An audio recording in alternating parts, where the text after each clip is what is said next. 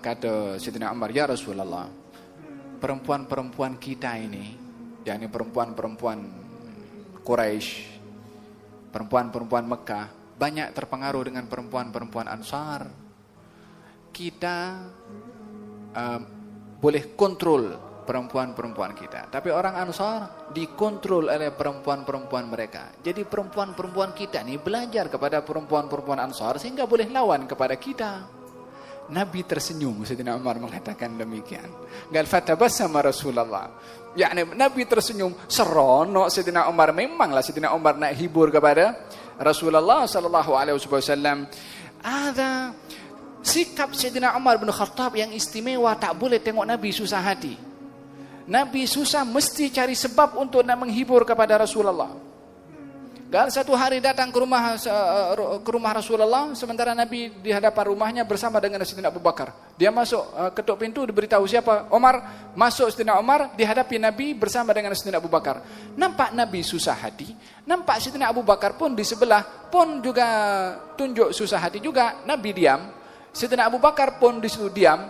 Sayyidina Umar tak tahu apa jadi, dia pun diam juga. Maka kata Sayyidina Umar bin Khattab mengatakan, aku nak buat joke supaya Nabi ketawa terhibur. Kali ya Rasulullah, kamu tahu tak itu apa namanya? Anak perempuan Zaid. Anak perempuan Zaid maksudnya adalah isteri Sayyidina Umar. Dia tuntut nafkah lebih daripada aku, daripada apa yang aku bagi. Dia tuntut lebih, aku cekik leher dia, wahai Rasulullah.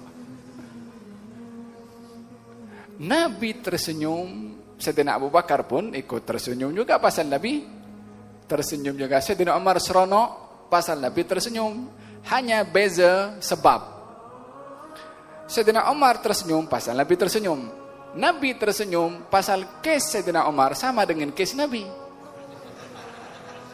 Orang rumahnya menuntut satu nafkah yang lebih. Kata baginda Rasulullah mengatakan, dua orang di belakang rumahku itu nakkan juga nafkah lebih daripada aku macam isteri engkau. Maka Sayyidina Umar dan Sayyidina Abu Bakar tak lagi tersenyum, masing-masing bangkit nak cekik anaknya masing-masing. Macam mana dibuat oleh Sayyidina Umar kepada istrinya. Maka dihalang oleh Nabi SAW.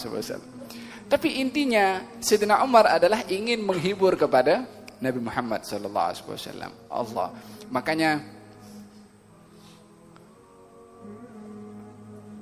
Sayyidina Abu Sufyan dan juga Urwah bin Mas'ud Al-Thaqafi, dia mengatakan, wallahi ma ra'aitu ahadan yuhibbu ahadan ka hubbi ashabi Muhammadin Muhammadan.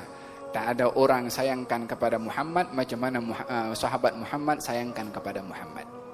Aku tak pernah tengok orang sayangkan orang lain macam mana sahabat Muhammad sayangkan kepada Muhammad. Aku tak pernah tengok orang sanjung orang lain macam mana sahabat Muhammad sanjung kepada Muhammad.